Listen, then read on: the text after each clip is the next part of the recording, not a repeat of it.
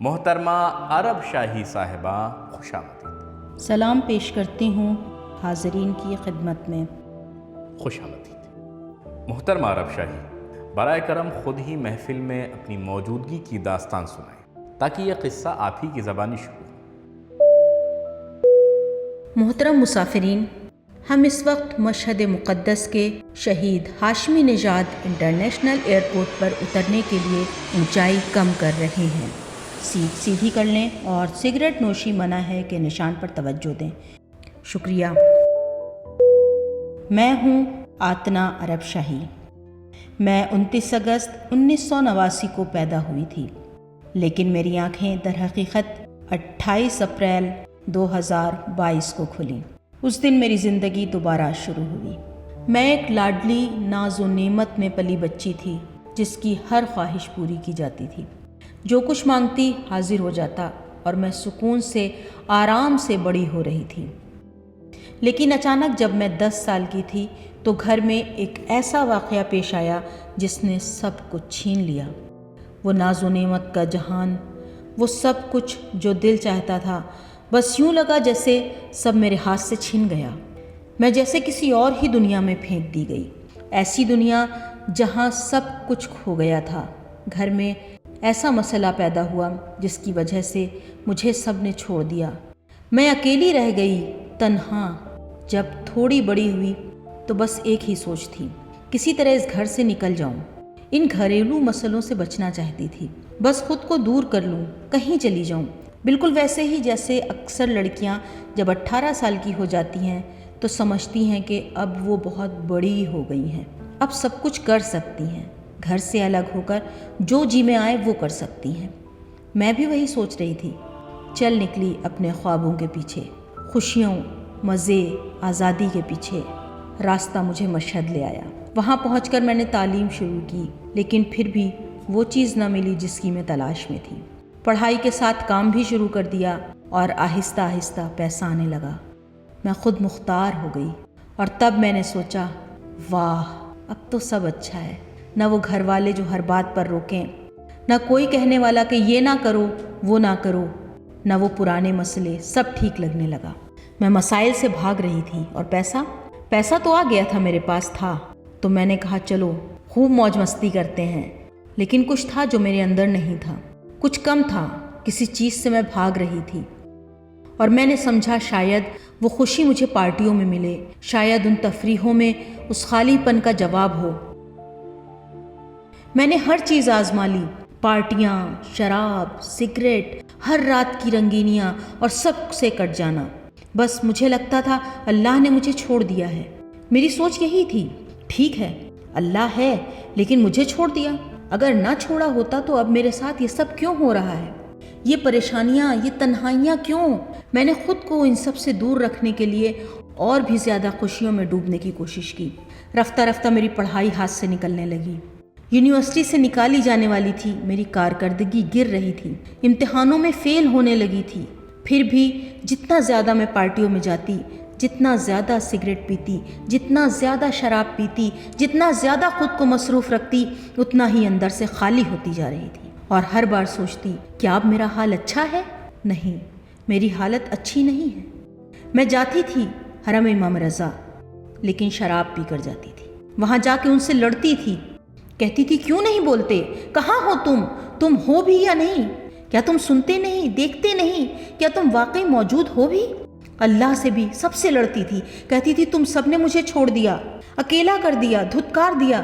لیکن ساتھ ساتھ پیسہ بڑھتا جا رہا تھا، ہر دن جیب بھرتی جا رہی تھی، اور وہ عیش و عشرت کی پارٹیاں، مزے، خوشیاں، سب کچھ بڑھ رہا تھا اور مجھے اچھا لگنے لگا تھا۔ پھر اچانک ایک دن ایسا لگا جیسے سب کچھ زمین پر آ گرا۔ میں نیچے آ گری، میری نوکری چلی گئی۔ کیا پوچھ سکتا ہوں آپ کیا کام کرتی تھی؟ میں نے آرکیٹیکچر پڑھا تھا، انٹیریئر ڈیزائن کے پروجیکٹس کرتی تھی، لیکن پتہ نہیں یہ کہنا بھی چاہیے یا نہیں، میں تو امام حسین سے ناراض تھی۔ ہاں، میں کھلے عام ان کے خلاف باتیں کرتی تھی، ہر جگہ، ہر محفل میں۔ محرم کے دن آتے تھے تو میں کہتی تھی پھر کیا ہو گیا؟ پھر کون مر گیا؟ یہ لوگ کیوں رو رہے ہیں؟ جلوس کی آواز سنتی تو میرا دماغ پھٹنے لگتا۔ یہ کیا ہے؟ یہ کیا تماشا لگا رکھا ہے؟ دوستوں کے ساتھ بیٹھتی ان پارٹیوں میں اور میں امام حسین کے خلاف بولتی تھی، اپنی ماں سے لڑتی تھی، کہتی تھی یہ سب کیا ہے؟ تم کیوں یہ سب کرتی ہو؟ امام حسین کے لیے؟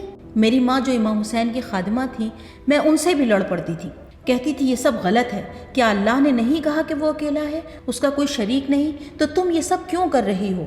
کیوں کسی اور کو شریک بنا رہی ہو؟ پھر میں نے دیکھا یوں نہیں چلے گا، واپس تہران آ گئی، پھر سے کام شروع کیا۔ شروع میں تو پیدل چل کر ایک دکان سے دوسری دکان جاتی تھی، کچھ چھوٹی موٹی چیزیں بیچتی تھی، پھر دوبارہ ریسٹورنٹ میں کام کیا۔ بس یوں ہی چلتے چلتے ایک دن میرے ذہن میں آیا، کیوں نہ بچپن کے اس خواب کے پیچھے جاؤں۔ میری ایک بڑی خواہش تھی کہ میں ایئر ہوسٹس بنوں۔ میں نے تمام مشکلات کے باوجود وہ امتحان دیا، اور جیسے ہی انسٹیٹیوٹ سے نکلی فون آ گیا، آپ منتخب ہو گئی ہیں۔ فوراً ٹریننگ شروع کی، ٹریننگ مکمل کی، اور پھر میں واقعی میں ایئر ہوسٹس بن گئی۔ کتنا خوبصورت لمحہ تھا۔ تو ہاں، کہیں نہ کہیں اللہ نے اپنا کرم دکھایا۔ اب تھا سماجی مقام، پیسہ، توجہ، اچھے لوگ، بڑے تعلقات، بہتر سفر، مہنگے ہوٹلز، اعلیٰ محفلیں، سب کچھ۔ لیکن اب میں سوچ رہی تھی وہ جو میں نے راستہ انتخاب کیا تھا وہی غلط تھا۔ میرا مقصد کیا تھا؟ بس اپنے زخموں کو بھلانا، گھر کی ان تلخیوں سے بھاگنا، بس ایک نئے انداز میں، بہتر پیسے کے ساتھ، زیادہ اسٹائل میں، پھر سے خوشیوں کی تلاش، ہر رات پارٹی، اچھے لوگ، اچھے لباس، بہترین جگہیں، سب کچھ بہتر۔ اور میں کہتی تھی کیا زندگی ہے، کتنی خوبصورت۔ لیکن پھر سوال آتا، آتنا پھر بھی تم رو کیوں رہی ہو؟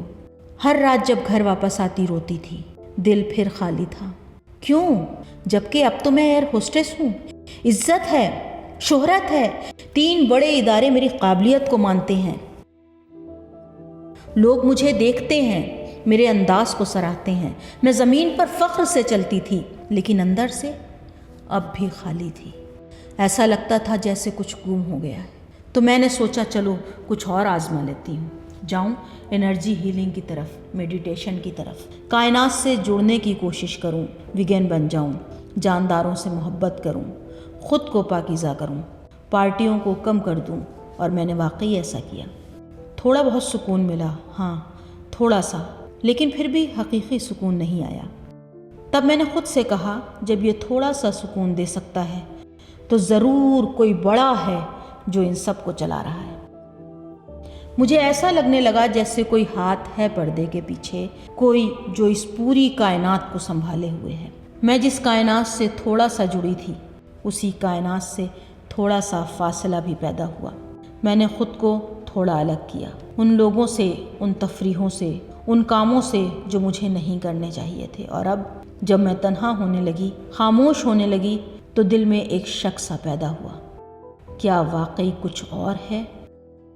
اور میں نے خود سے کہا چلو ایک روزہ رکھ کر دیکھتی ہوں۔ حالانکہ میں ان روزوں پر یقین نہیں رکھتی تھی، لیکن پھر بھی میں نے کہا چلو ایک چلہ رکھتی ہوں۔ 40 دن نہ غیبت، نہ جھوٹ، نہ الزام، نہ تہمت۔ آتنا خود کو روکو 40 دن کے لیے۔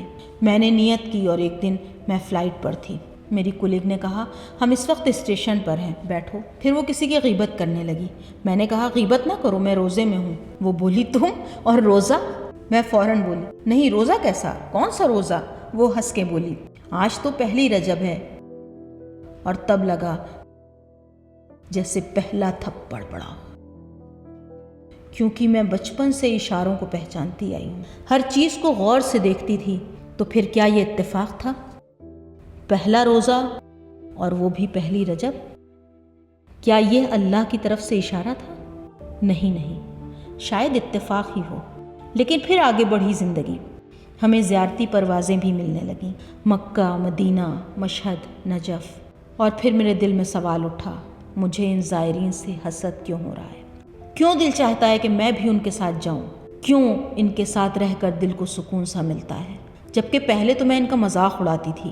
میرے آدھے دوست، آدھے مسافر انہی راستوں پر جاتے تھے، اور میں کہتی تھی کیوں اتنے پیسے لگا رہے ہو؟ یہ جگہ کیا ہے؟ ریت، بیابان، صحرا؟ ارے اس پیسے سے ترکی چلے جاؤ، مالدیپ چلے جاؤ۔ میں نے بار بار کہا شاید ایک خاتون تھی جن کے والد وادی السلام میں دفن تھے، شاید وہ مجھے دیکھیں، میری آواز سنیں اور مجھے پہچان لیں۔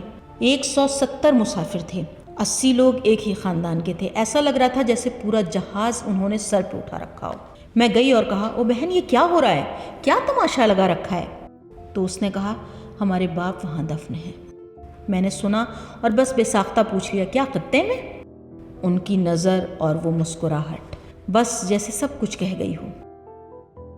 میں تو اندر سے بے حد شرمندہ ہو گئی، پورے دل میں سوال ہی سوال اور شرم کا سیلاب۔ وہ مسکراہٹ واقعی دل پر اثر کر گئی، دل لرز گیا اور میں شرم سے پانی پانی ہو گئی۔ خود سے پوچھا، یہ تو کس سے بات کر رہی ہے آتنا؟ کس کے بارے میں کہہ رہی ہے؟ کس سرزمین کو تو نے نظر انداز کیا ہے؟ کس خاک کو تو نے حقیر سمجھا؟ وقت گزرا، ابھی بھی میں روزے میں تھی، بلکہ روزہ مکمل کر چکی تھی۔ میں چونکہ مسافروں کی بہت خدمت کرتی تھی، کچھ چائے یا کافی پیش کی تو انہوں نے کہا، محترمہ عرب شاہی ایک لمحے آ سکتی ہیں؟ میں نے کہا جی ضرور۔ کہا میرے پاس ایک چیز ہے جو صرف اور صرف آپ کو دینا چاہتا ہوں۔ میں نے حیرت سے پوچھا کیا چیز؟ انہوں نے کہا کہ یہ امام حسین کے گنبد کا پرچم ہے، یہ بس آپ کے لیے ہے۔ میں تو جیسے سن ہو گئی، میں تو جیسے سن ہی رہ گئی۔ پرچم؟ کیا ہوتا ہے پرچم؟ گنبد؟ وہ کیا ہوتا ہے؟ یہ سب کیا ہے؟ میں کچھ بھی نہیں جانتی تھی، لیکن لگا جیسے دوسرا تھپڑ پڑا ہو، اور انہوں نے کسی اور کو اجازت نہیں دی کہ اس پرچم کو چھوئے یا زیارت کرے۔ پھر ایک اور فلائٹ آئی، مقصد مشہد۔ جہاز میں 3 بزرگ سوار تھے، بہت نورانی، بہت روحانی چہرے، بیٹھے تھے بالکل آخری قطار میں۔ جگہ بھی بہت نامناسب تھی۔ میں نے جا کر ان کی خدمت کی، کافی وغیرہ دی۔ پھر انہوں نے کہا کہ کیا میں اوپر والے خانے سے کچھ اٹھا سکتا ہوں؟ میں نے کہا جی ضرور۔ وہ تینوں اٹھے اور انہوں نے ایک مخصوص لباس پہنا، یونیفارم جیسا۔ وہ لباس مجھے کچھ جانا پہچانا سا لگا۔ پھر ان میں سے ایک نے ایک خوبصورت لکڑی کا باکس نکالا، کھولا اور اس میں تھا علی ابن موسیٰ رضا علیہ السلام کے گنبد کا پرچم۔ سلام اللہ علیہ۔ یہ کیا ہو رہا ہے؟ کیا کر رہے ہو میرے ساتھ؟ کیوں ایسا ہو رہا ہے؟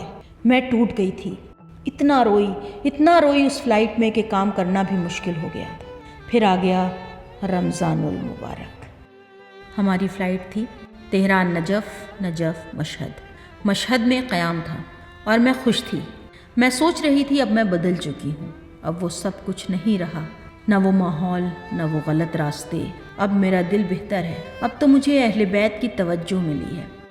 چلو چلیں زیارت امام رضا علیہ السلام کو۔ اب دل میں سکون ہے، زیارت کی تڑپ ہے، آنکھوں میں اشک ہے، دل میں خیال تھا امام رضا قربان جاؤں، میں آ گئی ہوں۔ ہم 5 بجے مشہد پہنچے، 6 بجے تہران سے اڑان بھری تھی کیونکہ نجف میں موسم خراب تھا۔ رات 11 بجے مشہد اترے۔ میں نے دل میں کہا ابھی بھی وقت ہے، میں 19ویں شب قدر میں پہنچ سکتی ہوں۔ جیسے ہی مشہد ایئرپورٹ پر قدم رکھا، تہران سے کال آ گئی۔ کہا گیا ایک جہاز آ رہا ہے پیسنجرز لے کر، پورا گروپ واپس آئے گا، مشہد میں کوئی نہیں رکے گا۔ اور بس میں ٹوٹ گئی، بالکل حقیقت میں ٹوٹ گئی۔ میں چل کے ہال کے آخری کونے میں گئی جہاں ایک LCD لگی تھی، اس پر شب قدر کا پروگرام چل رہا تھا۔ میں امام رضا علیہ السلام سے باتیں کر رہی تھی، نہیں سچ کہوں تو لڑ رہی تھی۔ کہہ رہی تھی میں تو صرف آپ کو دیکھنے آئی تھی، آپ نے مجھے باہر تک نہیں آنے دیا۔ میں سوال نہیں کر رہی تھی، بس شکوہ کر رہی تھی، بلکہ لڑ رہی تھی۔ اسی دوران میری ایک کلی گائی 2 پلاسٹک تھیلیاں ہاتھ میں تھی، کہنے لگی محترمہ عرب شاہی۔ میں نے کہا جی۔ بولی یہ آپ کے لیے ہیں۔ میں نے پوچھا یہ کیا ہے؟ ایک تھیلی میں کھانا تھا، دوسری میں سحری اور افطاری کا پیک۔ میں نے کہا یہ کیا ہے؟ کہا ایک امام رضا علیہ السلام کے روضے کے خادم آئے تھے، کہہ رہے تھے یہ محترمہ عرب شاہی کے لیے ہے، 5 دن کی سحری اور 5 دن کی افطاری۔ میں پھٹ پڑی، کہا لے جاؤ، مجھے نہیں چاہیے۔ میں امام رضا علیہ السلام کا کھانا کھانے تھوڑی آئی تھی، میں تو ان سے ملنے آئی تھی۔ میں کہتی جا رہی تھی، میں آئی تھی جیسے کوئی بیٹی اپنے باپ کے گھر جاتی ہے، بس پوچھنے کہ بابا آپ ٹھیک ہیں؟ کیا آپ مجھے بھول گئے؟ اور پھر میں نے کہا آقا مجھے معاف کریں، مجھے نہیں چاہیے آپ کا کھانا وانا، آقا معاف کر دیجئے۔ شکریہ آقا، اس توجہ کے بدلے کھانا مجھے بھیج رہے ہیں۔ میں واپس تہران لوٹ آئی، دل ناراض تھا اور منتظر بھی۔ 2 طرح کے احساس تھے دل میں، ایک کہ دیکھا وہ تمہیں چاہتے ہی نہیں، اور دوسرا بس خاموشی۔ میں نے اپنی ماں کو فون کیا، جھگڑ پڑی اور کہا دیکھو تم تو کہتی تھی کہ یہ سب تمہیں بلاتے ہیں، یہ کیسا بلانا ہے؟ میں کہتی گئی میں جا رہی ہوں، واقعی جا رہی ہوں، ایران چھوڑنے کے لیے سب تیار کر لیا تھا، بس ایک بات طے کی تھی، اگر ان سے رشتہ جڑا ہے وہ سچا ہے تو میں رک جاؤں گی ورنہ چلی جاؤں گی۔ میں استعفیٰ دینا چاہتی تھی، سب کچھ ختم کرنا چاہتی تھی، پھر میں اور زیادہ عیش و عشرت میں ڈوب جاؤں گی، پڑوسی ممالک کی فلائٹس، پارٹیاں، لیکن شب 21 رمضان آ گئی۔ میں انتظار میں تھی، کسی اشارے کی منتظر، لیکن کچھ نہیں ہوا۔ پھر شب 23 رمضان آئی، پھر بھی دل میں خاموش سی امید تھی، کاش کوئی اشارہ مل جائے، مگر دوسری آواز آتی، دیکھا یہ سب جھوٹ تھا، تم نے کتنا روکا خود کو، کتنا چھوڑا وہ سب کچھ، دیکھا کچھ نہیں ملا۔ اسی وقت پرواز کا شیڈیول آیا، تہران کیش تہران۔ میں نے ضد میں آ کر بھرپور میک اپ کیا، سب سے اچھا لباس پہنا، بالکل تیار ہو کر ایئرپورٹ پہنچی اور وہاں جا کے سنا محترمہ عرب شاہی آپ کی فلائٹ تبدیل ہو گئی ہے۔ میں چیخ پڑی، کیا مطلب فلائٹ بدل گئی؟ یہ کیا تماشا ہے میرے ساتھ؟ میں چلا رہی تھی اور اسی ہلڑ ہنگامے میں وہ اسٹاف ممبر بولا، آپ کی فلائٹ تہران نجف مشہد ہو گئی ہے اور مشہد میں رکنا ہے۔ بس وہی لمحہ تھا، میں پھوٹ پھوٹ کر رونے لگی، شرمندگی کے ساتھ واش روم میں گئی، سارا میک اپ دھو دیا اور بس ایک ہی دعا تھی دل میں، جلدی پہنچوں، بس پہنچ جاؤں امام رضا کے قدموں میں۔ فلائٹ بلند ہوئی اور ہم پہنچے نجف۔ مسافروں کو دیکھ رہی تھی، آنسو اور بس آنسو، میری حالت بس رو رہی تھی اندر سے، کہتی جا رہی تھی خدا کے لیے مجھے بھی دعا میں یاد رکھنا، تم جا رہے ہو امیر المومنین کے پاس جا رہے ہو، بس دعا کرنا پلیز۔ جہاز نجف ایئرپورٹ پر لینڈ کیا، میں دوڑی سیڑھیوں پر جا کر کھڑی ہوئی، ساتھی سے پوچھا حرم کس طرف ہے؟ وہ ہنس کر بولا، آتنا تمہیں حرم سے کیا مطلب؟ میں نے روتے ہوئے کہا خدا کے لیے بس بتا دو حرم کس طرف ہے۔ پھر وہ سمت دکھاتا ہے، میں اسی سیڑھی پر کھڑے ہو کر سلام بھیجتی ہوں اور میں نے آہستہ سے کہا بابا شکریہ کہ اجازت دی کہ میں بس اسی سیڑھی سے آپ کو سلام کر سکوں۔ بابا معاف کر دو، غلطی ہو گئی بابا شکریہ، بس یہی چاہتی تھی۔ اب فلائٹ نے رخ موڑا، مقصد مشہد مقدس۔ مسافرین گرامی، ہم اس وقت مشہد مقدس کے انٹرنیشنل ایئرپورٹ پر اترنے کے لیے اونچائی کم کر رہے ہیں۔ میں شوق، تڑپ اور آنکھوں میں نمی لیے خود کو لے کر پہنچی اسی ہوٹل میں جو ہمیشہ اندیز روڈ کے آخری سرے پر دیا جاتا تھا، ہوٹل سینور۔ دوڑتی اذان ہو چکی تھی، افطار نہیں کیا، نماز نہیں پڑھی، بس باب الرضا پہ پہنچنا تھا۔ باب الرضا پہ پہنچی۔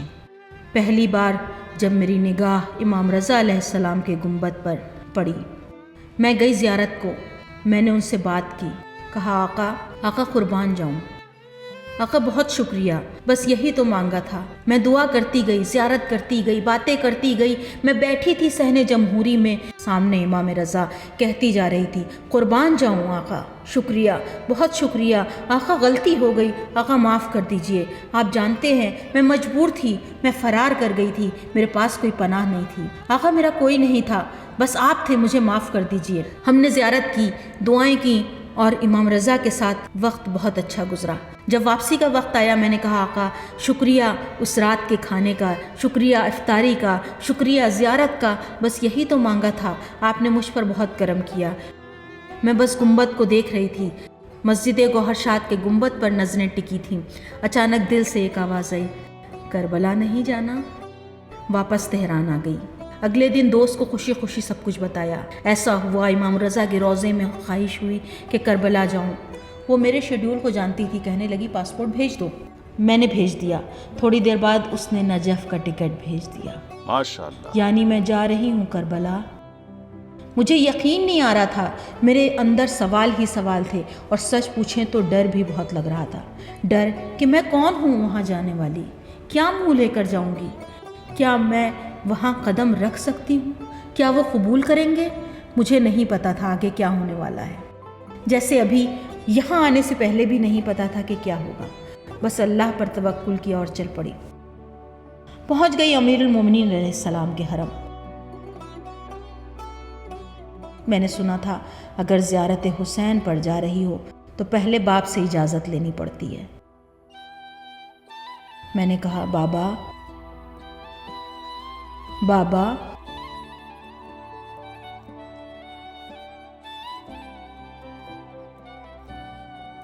بات کرنی ہے، بس سن لو، آپ سے بات کرنی ہے۔ میں نے سب کچھ کہہ دیا جو دل میں تھا۔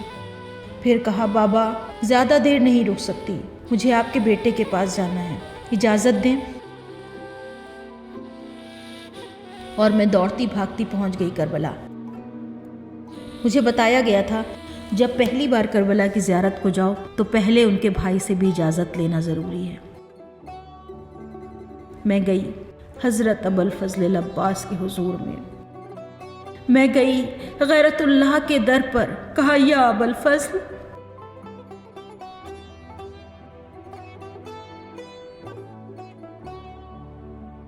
اے غیرت اللہ، کیا میں بھی آپ کی بہنوں جیسی ہو سکتی ہوں؟ کیا میں بھی آپ کی ناموس بن سکتی ہوں؟ کیا آپ میرا بھی خیال رکھیں گے؟ میں نے ان سے بات کی، دل کی بات۔ سچ کہوں تو مجھے ہمت نہیں ہو رہی تھی کہ ان کے بھائی کے در پر جاؤں۔ شرم آ رہی تھی، بہت زیادہ شرم، خود سے بھی ان سے بھی۔ لیکن آخرکار دل کو تھام کر، خود کو سنبھال کر میں چل پڑی۔ بین الحرمین میں قدم رکھا اور وہاں سے پہلی بار میری نظریں جا ٹکی ضریح ابا عبداللہ الحسین پر۔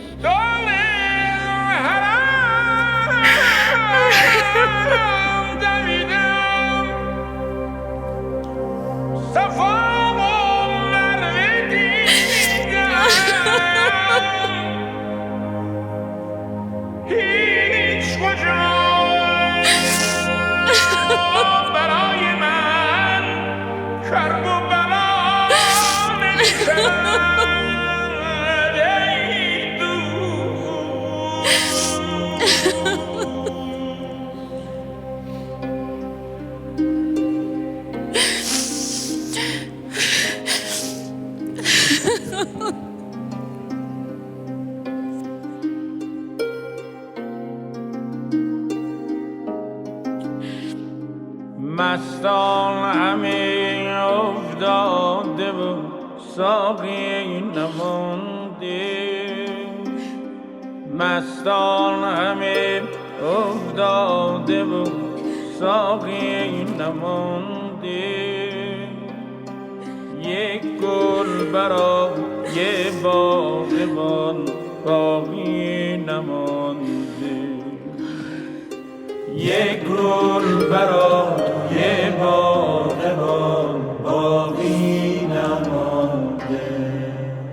میں نے ایک نوحے میں سنا حضرت محمد صلی اللہ علیہ وآلہ وسلم نے فرمایا، علی میری امت تمہارے ذریعے ہدایت پائے گی، حسن کے ذریعے ان پر اللہ کا احسان ہوگا، اور حسین کے ذریعے وہ عاقبت بخیر ہوں گے۔ اور بس اسی لمحے مجھے عاقبت بخیر ہونے کا مطلب سمجھ آ گیا۔ میں عاقبت بخیر ہو گئی تھی، بالکل ایسے جیسے ایک بے قرار موج ساحل تک پہنچ جائے اور بس ٹھہر جائے۔ میں ٹھہر گئی تھی، سکون پا چکی تھی، وہی خلا، وہی احساس جسے میں برسوں سے ڈھونڈ رہی تھی اب حاصل ہو چکا تھا۔ اب میرے پاس سب کچھ ہے، میری حالت بہتر ہے، دل پرسکون ہے۔ میں نے بہت باتیں کی آقا سے، بہت دعائیں، بہت درد دل، پھر میں تہران واپس لوٹ آئی۔ مگر اب میں وہ آتنا نہیں تھی جو پہلے تھی، بس یہی فرق تھا ان 2 برسوں میں۔ بہت کرم ہوا مجھ پر، اتنا زیادہ کہ شاید اگر آپ سب کو بتاؤں تو آپ سن سن کے تھک جائیں گے۔ بس اتنا کہہ سکتی ہوں کہ بہت مہربانی دیکھی ان کی، اور ان کی برکت سے، ان کے فضل سے میں نے حفظ قرآن شروع کیا۔ اب میں پہلی بار اپنے سیمسٹر کی بہترین اسٹوڈنٹ بن گئی تھی۔ میری ماں نے پوچھا، بیٹی تم اس سال محفل میں جاؤ گی؟ اور بس میں نے دل میں کہا کہ ہاں، اپنی ماں کی یہ خواہش ضرور پوری کرنی ہے۔ پہلے مجھے ڈر لگتا تھا، آغا بزری آپ سے کہا نا کہ ڈرتی تھی۔ ہاں مجھے ڈر لگتا تھا کہ کہیں شرمندہ نہ ہو جاؤں، کہیں رسوا نہ ہو جاؤں۔ پھر میں گئی کربلا اور وہ رات تھی لیلۃ الرغائب۔ میں نے کہا آقا حسین آبرو، مجھے آبرو چاہیے۔ میری دنیاوی عزت تو کب کی مٹ چکی تھی، لیکن یہ جو نئی عزت آپ نے مجھے دی ہے، جو آپ کی برکت سے ملی ہے، یہی تو سب کچھ ہے۔ اسی برکت سے آج میں اس پروگرام میں بیٹھی ہوں جہاں اتنے لوگ میری آواز سن رہے ہیں۔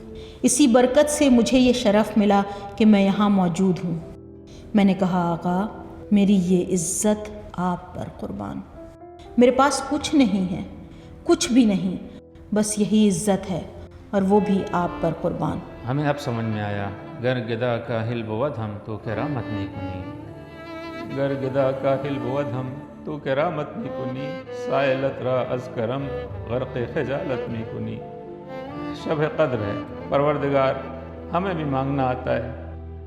الہی ان اخذتنی بجرمی اخذتک بعفوک، اگر تو مجھے میرے گناہوں پر مواخذہ کرے گا تو میں بھی تجھ سے تیرے عفو کا سوال کروں گا۔ وَإِنْ أَدْخَلْتَنِ النَّارَ أَعْلَمْتُ أَهْلَهَا أَنِّي أُحِبُّكَ، اگر تو نے مجھے جہنم میں ڈالا تو میں سب کو بتاؤں گا کہ میں اللہ سے محبت کرتا تھا۔ جناب یہ صرف مغفرت کا موسم نہیں ہے، یہ تو وہ وقت ہے یبدل اللہ سیئاتہم حسنات کا۔ یہ شب قدر ہے نا، یہی موقع ہے، تو بس مغفرت مانگ کر رک نہ جائیں، اس سے اور بھی مانگیں اور بھی مانگیں۔ الا من تاب وآمن وعمل عملا صالحا، إلا من تاب وآمن وعمل عملا صالحا فأولئك يبدل الله سيئاتهم حسنات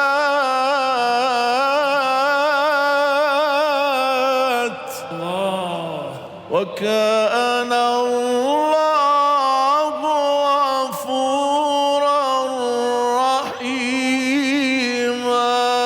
جناب قبر اتنی تنگ کر دی جائے گی، وضاقت علیہم الارض بما رحبت وظنوا ان لا ملجا من اللہ الا الیہ، وضاقت علیہم الارض بما رحبت وظنوا ان لا ملجا من اللہ الا الیہ، یعنی اب کچھ نہیں بچا ہے آپ کے پاس، اب صرف اللہ کی طرف پلٹنا ہے۔ ثم تاب علیہم لیتوبوا ان اللہ هو التواب الرحیم، یہ وہ منزل ہے جہاں اللہ بخش دیتا ہے۔ پہلے اللہ پلٹتا ہے بندے کی طرف، پھر بندہ پلٹتا ہے اس کی طرف۔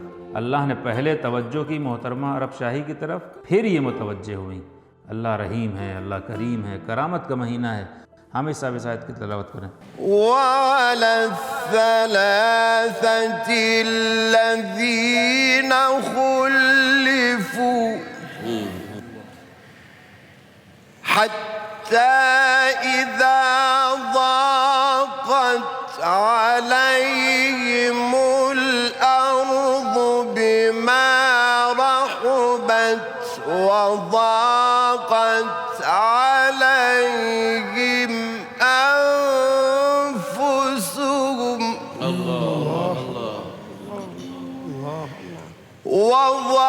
وظنوا أن لا ملجأ من الله إلا إليه ثم تاب عليهم ليتوبوا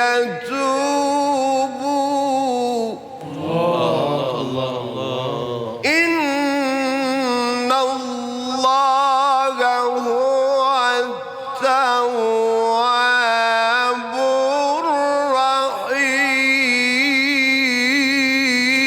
الرحيم۔ مانگنے کا طریقہ ہوتا ہے، ابواب الدعاء للصارخین مفتوحہ، جو بھی فریاد کرے گا اس کی سنی جائے گی۔ آج راز و نیاز کی رات ہے، دعا کی رات ہے۔ وَأَعْلَمُ أَنَّكَ لِلرَّاجِي بِمَوْضِعِ إِجَابَةٍ، میں جانتا ہوں پروردگار تو موجود ہے، میرا منتظر ہے کہ میں پلٹ آؤں۔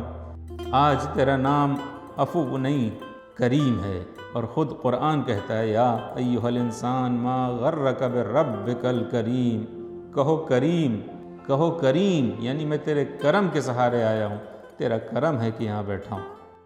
وَإِذَا الْقُبُورُ بُعْثِرَتْ عَلِمَتْ نَفْسٌ مَّا قَدَّمَتْ وَأَخَّرَتْ يَا أَيُّهَا الْإِنسَانُ مَا غَرَّكَ بِرَبِّكَ الْكَرِيمِ الَّذِي خَلَقَكَ فَسَوَّاكَ فَعَدَلَكَ الذي خلقك فسواك فعدلك في أي صورة ما شاء ركبك. گر بگویم که مرا با تو سر و کاری نیست، گر بگویم که مرا با تو سر و کاری نیست، در و دیوار گواهی بدهد. کاری هست. حسین جان آبروی دالم، نگین سلیمان به حلقه خاتم، نگین سلیمان به حلقه خاتم. برادر جان بی تو در دل صحرام شده تنها، خواهرت گل زهرا شده تنها، خواهرت گل زهرا. خدا حافظ ای قرار و شکیبه، خدا حافظ ای حسین غریبم، خدا حافظ ای حسین غریبم. حسین جان آبروی دار، حسین جان، حسین جان آبروی دار، نگین سلیمان، نگین سلیمان به حلقه خاتم، نگین سلیمان به حلقه خاتم. السلام علیکم، تقبل اللہ تعالی، بارک اللہ۔ یہ عطر ہے حرم حضرت ابوالفضل العباس کا، یہ حضرت ابوالفضل کے روضے کے سرداب کا پانی ہے، اور یہ ایک ٹکڑا ہے اس پتھر کا جو برسوں سے، جی ہاں پچھلے 75 سال سے زیادہ عرصے تک امام حسین کی قبر مطہر پر موجود تھا۔ یہ سب آپ کے لیے تحفے کے طور پر پیش کرتے ہیں، اللہ آپ کو کامیاب کرے انشاءاللہ۔ بہت شکریہ، جزاک اللہ۔ کربلا میں ہماری مہمان ہیں آپ، محترمہ عرب شاہی۔ حسین کو دیکھو، وہ دعا کی ابتدا ہے، بارش کی دعا کی شروعات ان سے ہوتی ہے۔ جب قحط پڑا، صحابہ رسول اللہ کے پاس آئے، عرض کی یا رسول اللہ بارش کے لیے دعا فرمائیں۔ پیغمبر نے فرمایا جاؤ میرے حسین کو لے آؤ، جب حسین دعا کرے گا تب باران رحمت برسے گی۔ حسین نے دعا کی اور رب کے در سے رحمت برسنے لگی۔ اے حسین، میرا دل بھی ریگستان کی طرح خشک ہو چکا ہے، شب قدر ہے، اس شب میں ہمارے دلوں کے لیے بھی باران محبت کی دعا کر دو۔ اپنی محبت کی بارش، اپنی مودت کی بارش۔ اگر آپ رمضان کے آخری لمحوں میں ہیں تو کہیں یا حسین۔ یا حسین۔ عراقی مومنین کی ایک خاص رسم ہے، سید جانتے ہیں جب وہ حرم امام حسین علیہ السلام کے باب القبلہ پر پہنچتے ہیں تو احترام اور محبت کے اظہار میں اپنا دایاں ہاتھ بلند کرتے ہیں، داہنے ہاتھ کو اٹھائیں۔ وقت افطار ہے، کہیں یا حسین۔ ایسے کہیں جو ہمارے پورے رمضان پر قبولیت کی مہر ثبت کر دے۔ اگر آپ کسی اندھیرے کنویں کی تہ میں کھڑے ہیں تب بھی کہیں یا حسین۔ ایسے کہیں یا حسین جو ہماری نئی نسل کو حسینی بنا دے۔ اگر آپ گناہوں میں غرق ہیں تو کہیں یا حسین۔ اگر بے پناہ ہیں تو کہیں یا حسین۔ ہمارا ہر چھوٹا بڑا غلام حسین اور ہم سب کا امیر فقط حسین۔ خدا حافظ۔ شکریہ، بہت شکریہ، شکریہ، بہت شکریہ۔ زندہ و سلامت رہے۔ حسین